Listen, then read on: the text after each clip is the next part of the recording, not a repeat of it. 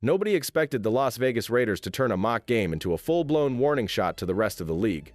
What looked like just another training exercise quickly became a display of strategy, dominance, and surprise moves that have insiders buzzing. While fans were focused on the quarterback battle, something much bigger was happening. Geno Smith wasn't just taking snaps, he was commanding the entire operation. And behind the scenes, Pete Carroll had quietly laid the groundwork for a performance that flipped expectations upside down. The way this mock game was set up said a lot.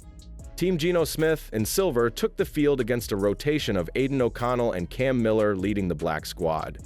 But this wasn't your average first-string versus second-string scenario. The Raiders kept mixing lineups, creating matchups that blurred the line between starters and backups.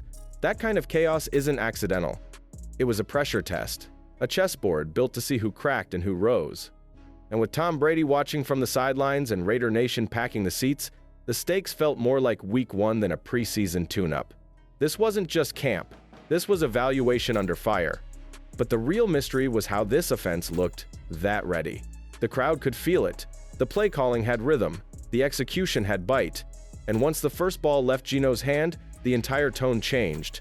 People didn't come to watch a scrimmage, they came to witness something new.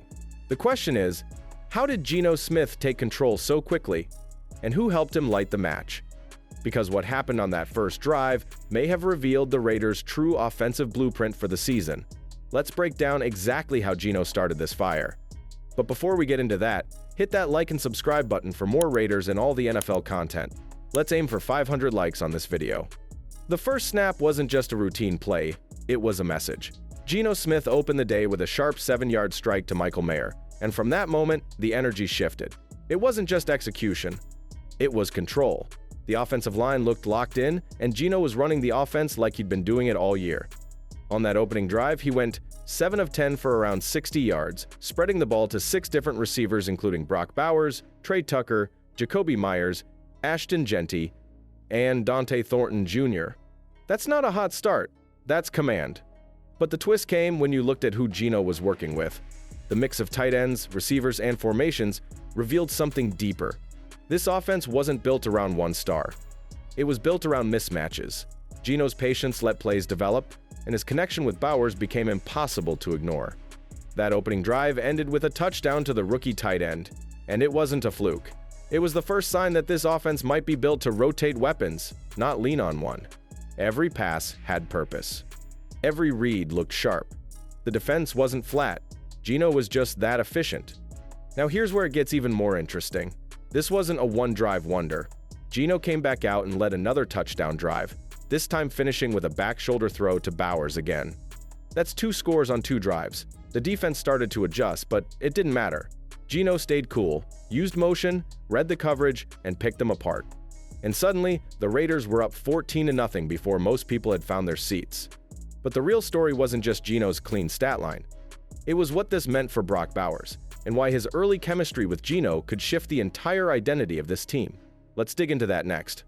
The moment Brock Bowers hauled in his second touchdown, the message was loud and clear. This wasn't about easing a rookie into the system. This was about unleashing a weapon from day one. Bowers didn't just look comfortable, he looked dominant. Whether flexed out wide or lined up next to the tackle, he created separation and punished mismatches. And while defenders tried to play physical, Bowers just played smarter. He finished his day with 2 touchdowns in his first 3 drives and showed why the Raiders didn't hesitate to feature him right away. But don't overlook what Michael Mayer did in the shadows. While Bowers lit up the stat sheet, Mayer was moving chains. 2 first-down catches on key downs kept drives alive and gave Geno a reliable safety valve.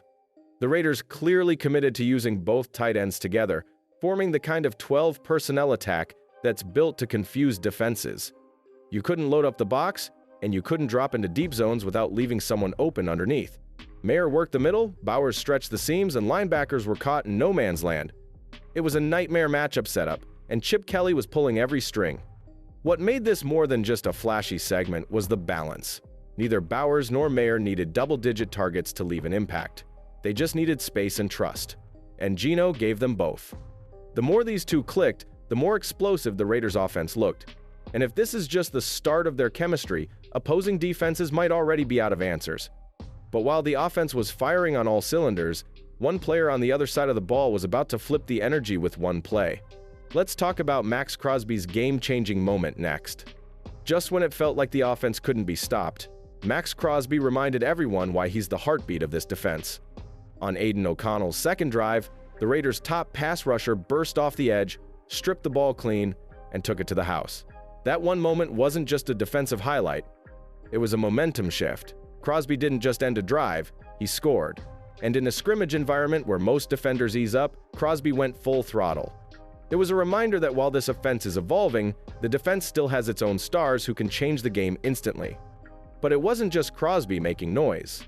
The first-team defense featured names like Adam Butler, Jonah Laulu, Malcolm Coons, and a linebacker unit led by Elandon Roberts, Devin White, and Jermaine Pratt. Together, they swarmed O'Connell, giving him no space to breathe. Rookie corner Darian Porter and veteran Eric Stokes both answered deep ball challenges, showing resilience in one-on-one coverage. And Jeremy Chinn's hybrid role in the nickel made it hard for the offense to identify coverage pre-snap. Every snap felt contested. Every route was met with contact. The defense made it known they weren't there just to be sparring partners. Still, the most unsettling moment came when Lonnie Johnson Jr., who was holding down the free safety spot, went down with a lower leg injury. He had been rising fast in the secondary and had started to find rhythm in his role. His departure left a hole that will now test the Raiders' depth and force tough roster decisions.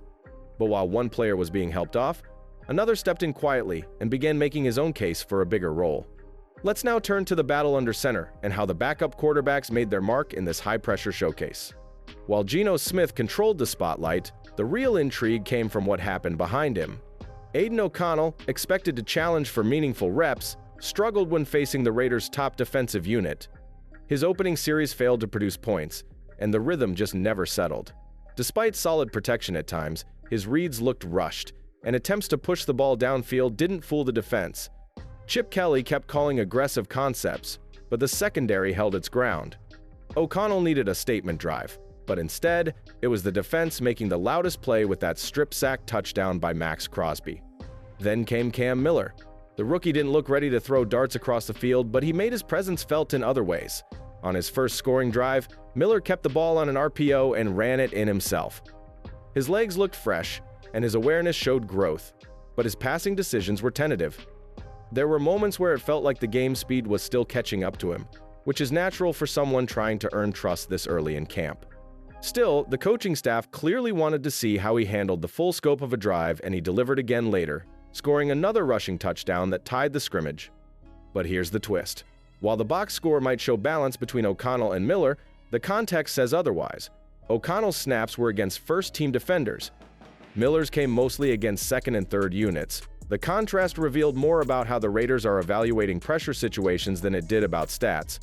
It also hinted at a deeper strategy brewing behind the scenes. And with the QB2 spot far from settled, all eyes are now on how the supporting cast around these quarterbacks responds. Several unexpected standouts stole the spotlight in the Raiders' mock game, starting with undrafted rookie corner Greedy Vance, whose physical play and key pass breakup have turned heads and put pressure on the depth chart. In the backfield, Ashton Jeanty showcased elite versatility by running complex routes and catching passes like a true offensive centerpiece, hinting at a major workload this season. Rookie receiver Dante Thornton Jr. continued his rise with another touchdown and deep threat consistency, while on the line, Jackson Powers-Johnson and Jordan Meredith appear to be locking down starting spots. These surprise performances are reshaping the roster outlook as the team edges closer to final decisions. Now the question turns to you. What stood out the most from this mock game? Was it the electric connection between Geno and Bowers? Was it the sudden rise of guys like Vance, Jeanty, or Thornton Jr.? Or is the injury to Lonnie Johnson Jr. the one thing that still has you holding your breath? Drop your thoughts below and let us know who you think helped their roster case the most. And don't forget the Raiders take on the Seahawks in just a few days. Make sure you're subscribed so you don't miss our full breakdown the moment it drops. Raider Nation, if this is what August looks like, just imagine what's coming in September.